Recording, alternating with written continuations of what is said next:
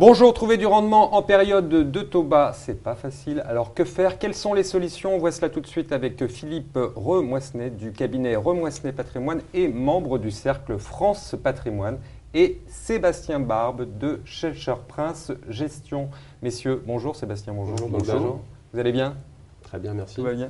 Philippe, qu'est-ce qu'on fait quand on est dans ce contexte de taux bas et qu'il faut aller chercher du rendement? Pour un CGP, c'est compliqué cela, non? Aujourd'hui, nous avons de nombreux aléas économiques, donc Ouais. il faut choisir les bons partenaires, les bons gestionnaires. Effectivement, nous avons des taux très bas, des contrats d'assurance vie en euros qui rapportent de moins en moins. Il faut aller chercher les bons fonds. Et vous, en tant que gérant, c'est quand même un problème, hein, les taux bas. Surtout pour vous, hein, gérant de taux. Oui, je dirais que les aléas économiques, si on essaye de synthétiser, il y en a trois. Le premier, c'est la croissance américaine, trou d'air conjoncturel ou bien structurel. Nous, on pense que c'est très conjoncturel et que c'est en train de réaccélérer fortement. Deuxièmement, c'est la croissance chinoise, qui était également faible. Est-ce que ça va réaccélérer ou est-ce que c'est structurel? Je pense que c'est structurel, mais ça va réaccélérer dans les prochains mois, c'est important. Et le troisième sujet, comme vous le dites, Bogdan, c'est le niveau des taux d'intérêt. Est-ce qu'ils vont remonter? C'est la crainte de beaucoup d'investisseurs. Je pense qu'ils vont remonter, mais plutôt lentement, mais sûrement. Oui, Philippe. Vous êtes confiant sur l'Europe? Oui, l'Europe, comme on l'a dit depuis de nombreux mois, on a vu cette accélération de la croissance. Le petit bémol que je mettrais, c'est que je pense que l'accélération est derrière nous. Ça devient le consensus de dire que l'Europe va mieux. Donc la bonne nouvelle, c'est que la croissance, à mon avis, est pérenne.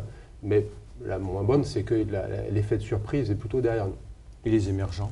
Alors les émergents, c'est plus compliqué. D'abord, il y a plein d'émergents et il y a des émergents qui sont dans une certaine difficulté.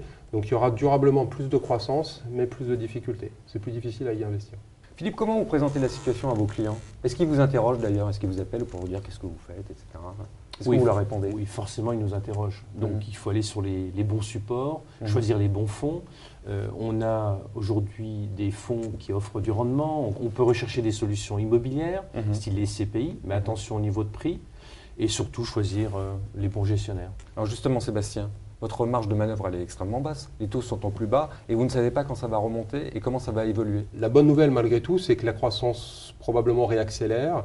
Et ça va générer un peu de turbulence, un peu de volatilité. Et ça, quand on est un gérant flexible, c'est plutôt une bonne nouvelle. Philippe, vous avez le choix. Vous avez pléthore d'asset managers aujourd'hui. Comment est-ce que vous faites pour sélectionner vos assets? On s'appuie sur la notoriété du gestionnaire, sur les performances historiques, même si elles ne préjugent pas du futur, et sur le rating. Mais il y en a beaucoup, alors comment vous ne pouvez quand même pas tout prendre? Il y en a plusieurs qui sont beaux. On a des outils de sélection. Ah, d'accord. Voilà. Et puis, est-ce que les clients demandent des choses ou c'est vraiment vous qui prenez la décision pour eux en tant que gérant de patrimoine? On partage avec eux nos décisions. Et vous, en termes de solutions, qu'est-ce que vous faites aujourd'hui? Il faut rester sur ces domaines d'expertise. Donc, nous, les nôtres, c'est les taux, le crédit, le high yield, les obligations convertibles. Mais il faut aussi les étendre. Typiquement, on a fait beaucoup de travaux vers la dette non cotée, donc, qui est quelque chose qui est en pleine expansion. Donc ça, c'est la première chose pour les fonds ouverts qui sont vus. La deuxième, c'est suivre nos clients le plus proche possible, avec des équipes commerciales adaptées, une communication adaptée.